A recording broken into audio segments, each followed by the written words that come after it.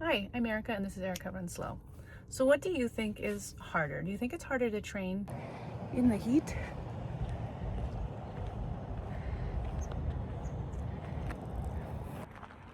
or at high elevation?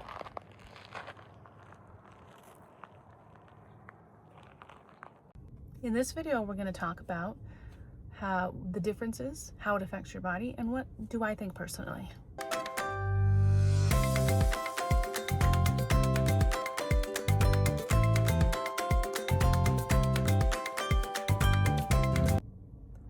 I do want to preface this video by saying that I'm not a doctor, I'm not a sports scientist, I'm not qualified in any way to give advice or to give recommendations. This is simply my personal experience and my personal opinions. If you have any questions about training in the heat or at elevation, please consult your doctor or your specialist. As someone who lives in Colorado Springs and travels to Florida regularly, I have a unique perspective in how hard it is to train in elevation versus heat. I live in Colorado Springs, where the average elevation is about 6,700 feet. That's where my house is, and that's where I train most of my training. But the weather is mild and dry. Our hottest days are like 80 degrees tops and like 20% humidity. I travel to Florida regularly, including a 6-month stay over the summer months of June and July. Although admittedly, I didn't stay in the hottest months. The hottest months in Florida tend to be August and September, and I didn't stay in Florida those months. The hottest temperatures I've run in Florida were 78 to 80 degrees and about 95% humidity. Typically though, those days have been overcast and the sun hasn't been out very strong. Whereas in Colorado, every day that I run is full sun by the time I'm done with my run, and very few overcast days. So in this video, I'm going to compare some of my runs, both training and race, in Colorado versus Florida. They'll be similar distance and pace and efforts, but in different conditions. But before I do that, let's go over the information available on what makes elevation or heat training difficult. The air is really thin in elevation. There's less oxygen in the air. When we say elevation, I mean anything over 5,000 feet. As a result of there being less oxygen available in the air, your blood starts to thicken up and produce more red blood cells to carry more of the oxygen that is there efficiently through your body. This makes your heart work harder to pump. Your heart rate is going to be higher and your blood pressure is going to be higher in elevation areas. You start to breathe faster in an effort to pull in more oxygen as well. And your heart rate pumps faster. Running in the heat also makes your body work harder because it's trying to stay cool. So your heart starts to work really hard because it's pumping blood to your skin to cool your body and create sweat. But that means there's less blood flow to your muscles and your organs. And so those struggle more when you're running in the heat. Humidity often makes this problem worse because it's harder to stay cool when the air is filled with a lot of humidity. You also sweat a lot more, which means you lose a lot more fluid. This article states that you'll have a reduction in VO2 max when you're training in heat, which hasn't been my experience, but I have heard that other people who don't regularly train in elevation have experienced that. For me, when I am training at elevation, my VO2 max is lower. So my average VO2 max is about 44 to 45 when I'm in Florida. And within the very first run that I do in Colorado, it nosedives to about 40. Interestingly enough, elite athletes move and train in high elevations, like 8,000 feet and higher, to race at lower elevations so they can have an advantage. I have heard that sometimes people do this with heat as well. They'll train in higher heat temperatures in an effort to perform better in a lower temperature race. Both elevation and heat come with risks. For elevation, you can get altitude sickness and severe altitude sickness. Some of those symptoms are as follows.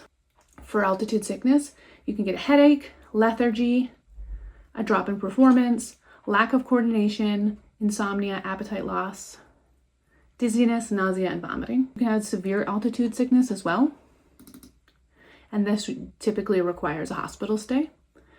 breathlessness, heart palpitations, blue tinged skin of the nails and the lips because of a lack of oxygen, frequent coughing, blood in your sputum, irrational behavior such as believing that your symptoms are there, and an inability to sit up or walk straight. This is when you need to go to an emergency room.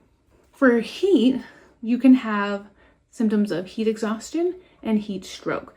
Heat exhaustion is similar to elevation sickness, where they feel bad, but it's not necessarily an emergency. You can have cool, moist skin with goosebumps, increased sweating, faintness, dizziness, fatigue, weak pulse or rapid pulse, low blood pressure upon standing, muscle cramps, nausea, and headaches. Then the more severe version of heat exhaustion is heat stroke. This is when it becomes a medical emergency, similar to severe altitude sickness. Higher body temperature, a core body temperature of 104 degrees or higher without being sick is one of the main features of heat stroke.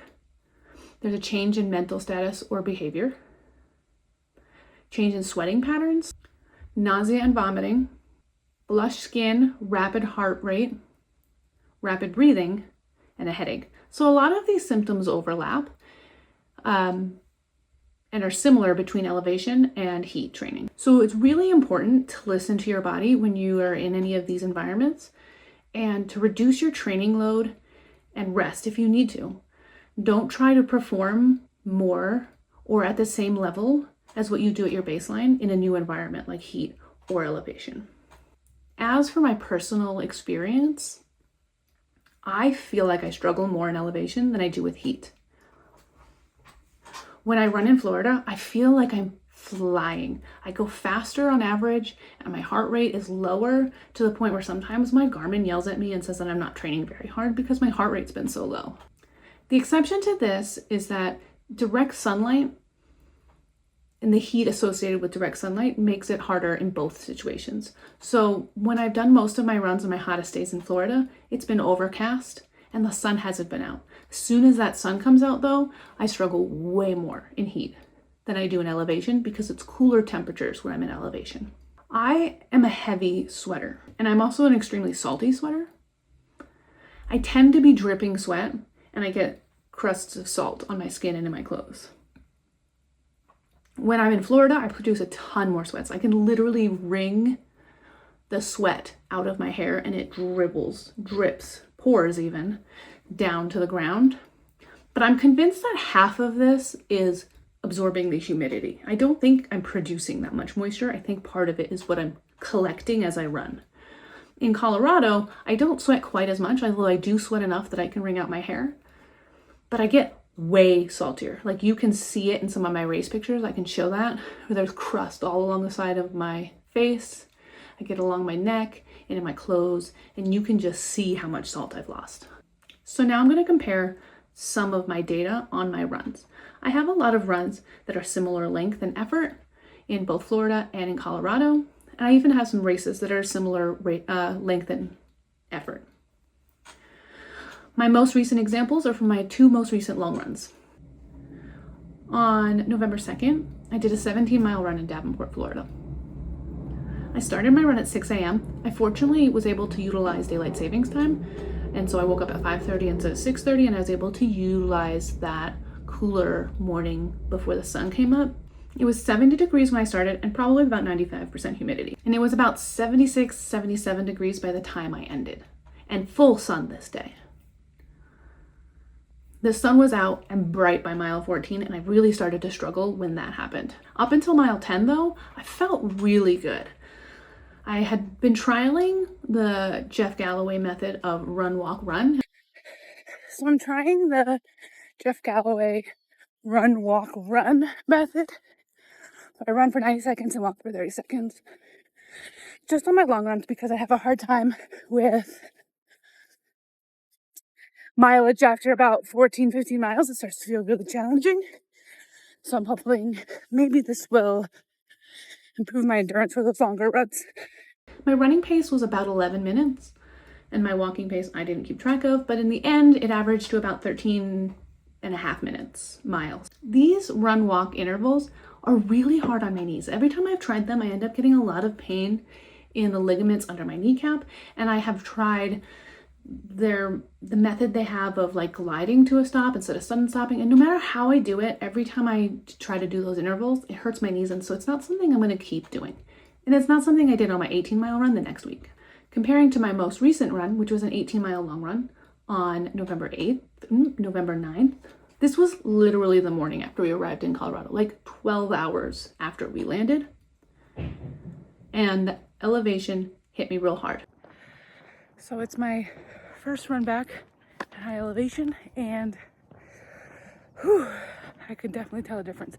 It's definitely not hot here. It was 28 degrees when I left my house this morning, but my average pace is about 14, and my heart rate's about 146, which is a big difference from in Florida when my average pace was about 12:30. My heart rate was only 130. But to be fair, the first 4.5 miles of this run was uphill. And then after I hit the downhill part of my run for the remainder of the run, my heart rate steadied out a little bit more and my pace picked up a little bit. But by the time I hit mile 15, I still felt really good. So I just hit mile 15 of 18 miles. And I will say that even though I'm at higher elevation, the temperature is so low, I feel a lot better than I did last week with my 17-mile run down in Florida. And when I hit mile 18, I felt like I could keep going, which the week before at my 17-mile run, I was dead done. At 17 miles, I could not have gone anymore, and I think it's because the sun had come out.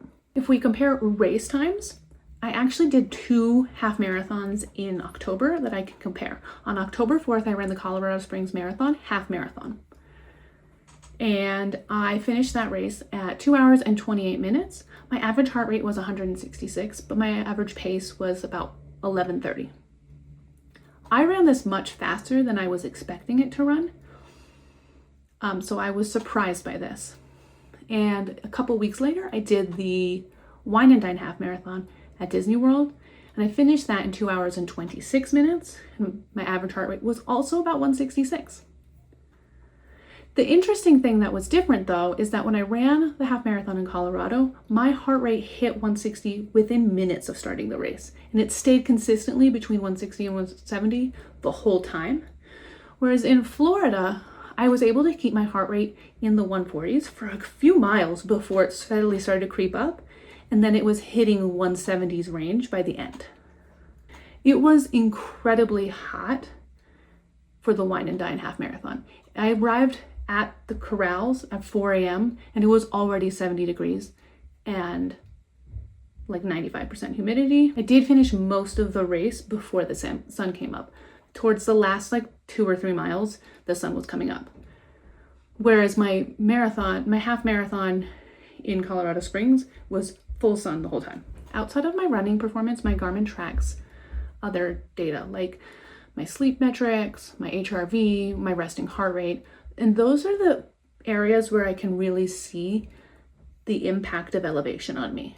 My resting heart rate is typically about 10 full beats per minute lower in Florida than it is in Colorado. My resting heart rate tends to be about 55 here in Colorado, but when I go to Florida, it's around 45. It's even been as low as 41 overnight. And my HRV, the range that Garmin gives me, it's typically between 65 and 85 in Colorado, and it's about between 80 and like 110 when I'm in Florida, to the point by the time I'm almost done with my trips to Florida, my Garmin is telling me that my HRV is out of range because it's too high. Because it compares my baseline, I spend more time in Colorado, so it's decided my HRV range based on what it is in Colorado. So where does that leave me? Which is harder? Is it elevation? Is it heat? I don't really know. I mean, I think I perform better in lower elevation regardless of the temperature. That's how I feel. That's how some of the metrics show, maybe not substantially greater, but I can feel the difference, and I feel like elevation is harder than heat. Since I'm doing my marathon in January, I expect the temperatures to be a little cooler in January. So I'm interested to see how I perform in cooler temperatures at lower elevation. But honestly, I think the humidity is going to be a factor either way. I'll keep you updated. So what do you think? Tell me your experience. Have you trained in high altitude? Have you trained in hot temperatures? How did that feel for you? Have you done both? Let me know in the comments.